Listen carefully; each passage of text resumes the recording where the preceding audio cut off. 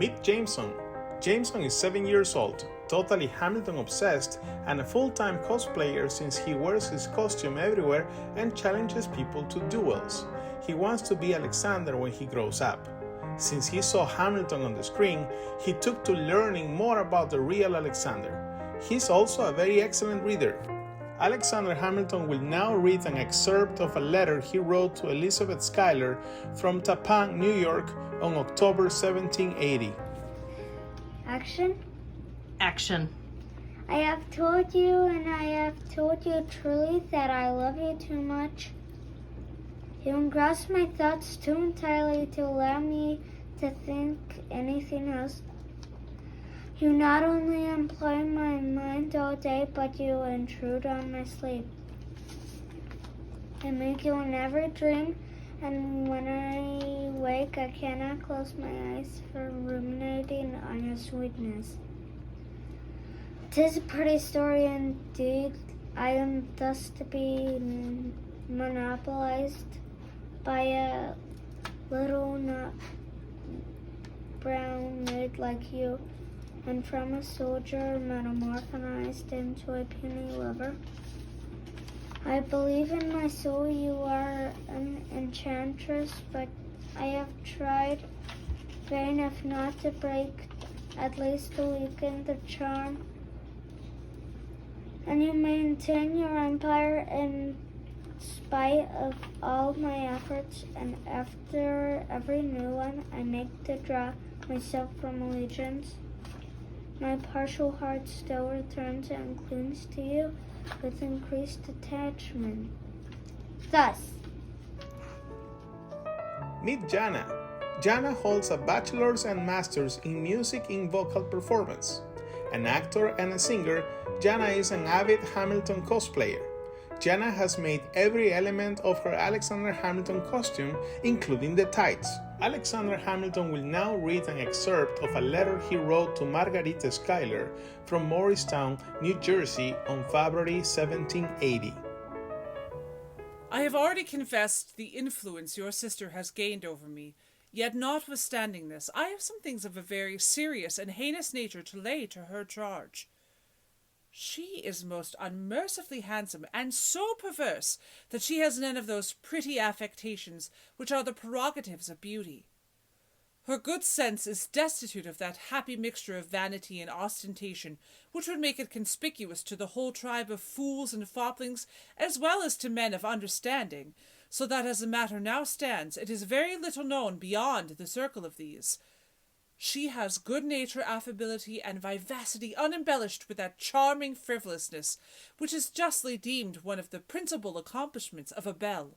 In short, she is so strange a creature that she possesses all the beauties, virtues, and graces of her sex, without any of those amiable defects which from their general prevalence are esteemed by connoisseurs necessary shades in the character of a fine woman. The most determined adversaries of Hymen can find in her no pretext for their hostility, and there are several of my friends, philosophers, who railed at love as a weakness, men of the world who laughed at it as a fantasy, whom she has presumptuously and daringly compelled to acknowledge its power and surrender at discretion.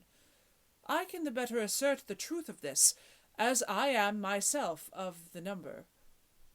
She has had the address to overset all the wise resolutions I had been framing for more than 4 years past, and from a rational sort of being, and a professed contemner of Cupid, has in a trice metamorphosed me into the veriest immorato you perhaps ever saw. These are a few specimens of the mischiefs and enormities she has committed the little time she has made her appearance among us. I should never have done, were I to attempt to give you a catalogue of the whole, of all the hearts she has vanquished, of all the heads she has turned, of all the philosophers she has unmade, or of all the inconstants she has fixed to the great prejudice of the general service of the female world. It is essential to the safety of the state, and to the tranquillity of the army, that one of two things take place: either that she be immediately removed from our neighbourhood, or that some other nymph qualified to maintain an equal sway come into it. By dividing her empire, it will be weakened, and she will be much less dangerous when she has a rival equal in charms to dispute the prize with her. Meet Ricardo. Ricardo has seen Hamilton twice on stage and countless times on the screen. Ricardo cosplays as Hamilton because Link showed me I don't have to be white to portray one of our founding fathers and be proud of where I came from. As a son of immigrants, I am doing what I can to make my parents proud and become successful in my endeavors.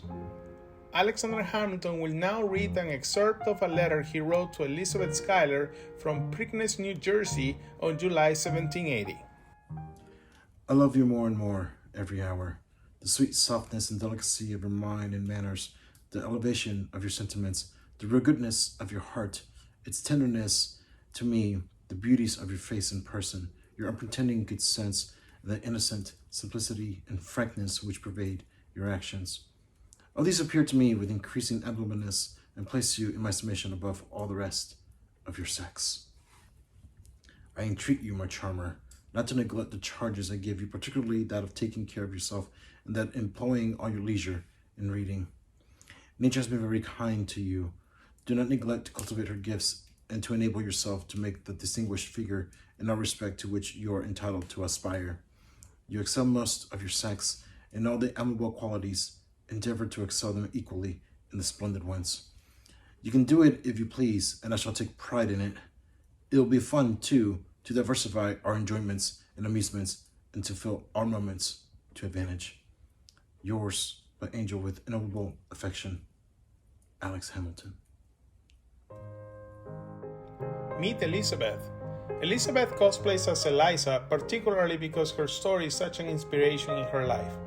Eliza's strength, virtue, love, faith, and perseverance are very dear to her. Elizabeth admires the work and contributions of Alexander Hamilton to the founding of the United States. Eliza Schuyler will now read an excerpt of a letter that Alexander Hamilton wrote to her from Dobbs Ferry, New York, on August 8, 1780. Immediately after dinner, I stole from a crowd of company to a solitary walk to be at leisure to think of you. And I have just returned to tell you by an express going off that I have been doing so. You certainly are a little sorceress and have bewitched me, for you have made me de-relish everything that used to please me, and have rendered me as restless and unsatisfied with all about me as if I was the inhabitant of another world. I had nothing in common of this. I must, in spite of myself, become an inconstant to detach myself from you. For as it now stands, I love you more than I ought, more than is consistent with my peace. A new mistress is supposed to be the best cure for an excessive attachment of old. If I were convinced of the scheme, I would be tempted to try it. For though it is the pride of my heart to love you, it is the torment of it to love you so much, separated as we now are. I would go on, but the general summons me to ride. Adieu, my dear, lovely, amiable girl. Heaven preserve you, and shower its choicest blessings upon you. Love me, I conjure you. Meet Alex. Alex cosplays as Eliza mainly because she loves her dress. History is also one of her huge interests. So being able to put these costumes on and be in that period of time never fails to put a smile on Alex's face. Eliza Schuyler will now read an excerpt of a letter that Alexander Hamilton wrote to her from Preakness, New Jersey on October 1780. I would not have you imagine, miss, that I write to you so often either to gratify your wishes or to please your vanity, but merely to indulge myself and to comply with that restless propensity of my mind which will not allow me to be happy when I am not doing something in which you are concerned. I suspect, however, if others knew the charms of my sweetheart as well as I do, I should have a great number of competitors. I wish I could give you an idea of her. You have no conception how sweet a girl she is. It is only in my heart that her image is truly drawn. She has a lovely form, and a mind still more lovely. She is all goodness, the gentlest, the dearest, the tenderest of her sex. Oh, Betsey, how I love her! Well, my love, here is the middle of October.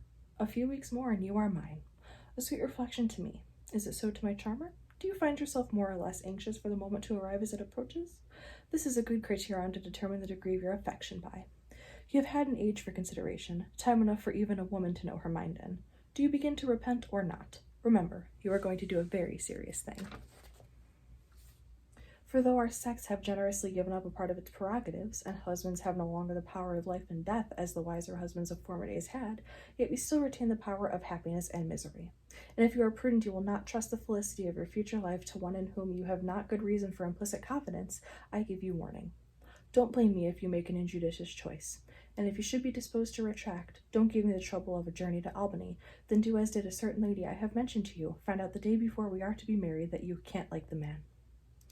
But of all things, I pray you don't make the discovery afterwards, for this would be worse than all. But I do not apprehend that being the case. I think we know each other well enough to understand each other's feelings, and to be sure our affection will not only last, but be progressive. I stopped to read over my letter. It is a motley mixture of fond extravagance and sprightly dullness. The truth is, I am too much in love to be either reasonable or witty. I feel in the extreme, and when I attempt to speak of my feelings, I rave. I have remarked to you before that real tenderness has always a tincture of sadness, and when I affect the lively, my melting heart rebels. It is separated from you, and it cannot be cheerful. Love is sort of insanity, and everything I write savors strongly of it. That you return it is the best proof of your madness also. I tell you, my Betsey, you are negligent. You do not write me often enough. Take more care of my happiness, for there is nothing your Hamilton would not do to promote yours. Meet Brian. Brian is husband to Emily and the father of Caleb, William, Antoine, middle name Alexander, and Elizabeth. Brian admired Alexander Hamilton long before the musical, but the show allowed him to combine his enjoyment of cosplaying with his interest in history.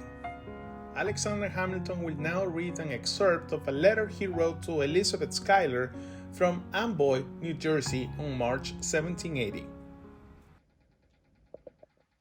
I had written so far when the express arrived with your dear billet, under cover of one from your guardian. I cannot tell you what ecstasy I felt in casting my eye over the sweet effusions of tenderness it contains. My Betsey's soul speaks in every line and bids me be the happiest of mortals. I am so and will be so. You give me too many proofs of your love to allow me to doubt it, and in the conviction that I possess that, I possess everything the world can give. The good Meade had the kindness to tell me that you received my letter with apparent marks of joy, and that you retired with eagerness to read it. 'Tis from circumstances like these we best discover the true sentiments of the heart. Yours upon every occasion testifies that it is entirely mine. But notwithstanding all I have to thank you and to love you for, I have a little quarrel with you. I will not permit you to say you do not deserve the preference I give you. You deserve all I think of you and more. And let me tell you, your diffidence with so many charms is an unpardonable amiableness. I am pleased with it, however, on one account, which is that it will induce you to call your good qualities into full activity. And there is nothing I shall always delight in more than to assist you in unfolding them in their highest perfection. I have spun out this letter much longer than I intended.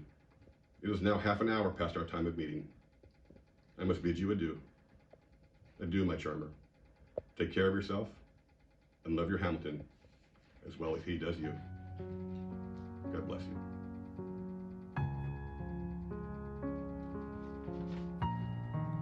Meet Amanda. I would never spend my $10 bills as a child because I had a crush on the founder printed on them. Over the past year, I've been working on a historical fiction novel focusing on Hamilton's early life upon just arriving to the mainland. The research has meant reading daily about him, from biographies to his letters and other writings. Eliza Schuyler will now read an excerpt of a letter that Alexander Hamilton wrote to her from Preakness, New Jersey on October 1780. How happy am I to think that 1 month more puts an end to our long separation. Shall I find you, my dear girl, as impatient to receive me as I shall be to fly to your bosom? I have, ever since you gave me leave to do it, considered, loved, and cherished you as my own. But the prospect of your being so by those sacred ties which society has established and heaven approves has something delightful in it that I find myself inescapable of expressing. How often have I with Eloisa exclaimed against those forms which I now revere as calculated to knit our union together by new and stronger bands. It is not true that, love free as air at sight of human ties, spreads his light wings and in a moment flies. A sincere passion takes pleasure in multiplying the ties by which it is held to its object, and every new sanction is a new gratification. It seems to think it never can be closely enough linked to what it loves. With transport will my heart answer to the question, will you take this woman to be thy wedded wife? Prepare, my charming bride, to crown your lover with everything that is tender, kind, passionate, and endearing in your sex. He will bring you a heart fraught with all a fond woman can wish.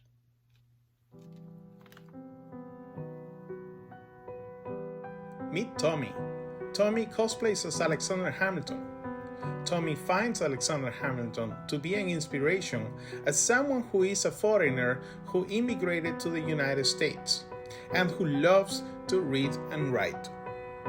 Alexander Hamilton will now read an excerpt of a letter he wrote to Elizabeth Schuyler from Bergen, New Jersey on July 1780. Here we are, my love, in a house of great hospitality, in a country of plenty.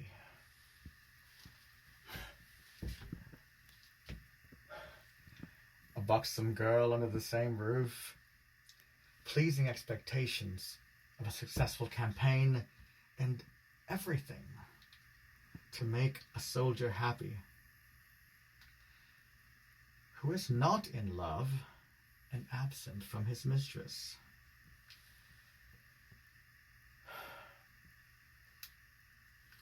As this is my case, I cannot be happy. But it is a maxim of my life to enjoy the present good with the highest relish, and to soften the present evil by a hope of future good. I alleviate the pain of absence by looking forward to that delightful period which gives us to each other forever.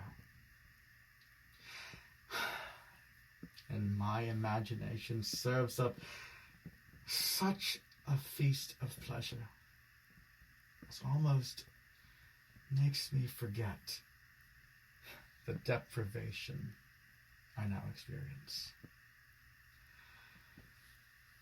But, alas, my dear girl, this does not always do. The illusion does not always soothe. My heart, every now and then, cries, you are separated from the lovely partner of your life. 4 long months must elapse before this separation ends. Your sweet girl, with nothing to engage or divert her attention, is perhaps suffering the keenest anxiety for the situation of her lover. Not only absent from her, but exposed to 1,000 imaginary dangers. But, dearest, quiet your apprehensions. For I know your tender, fond mind is too apprehensive a cast, and let your thoughts run only upon those delights which our reunion will afford. Assure yourself, my love, that you are seldom a moment absent from my mind, that I think of you constantly and talk of you frequently. I am never happier than when I can engage Meade in some solitary walk to join me in reciprocating the praises of his widow and my Betsey. Adieu, my angel. Be happy and love me as well as I love you.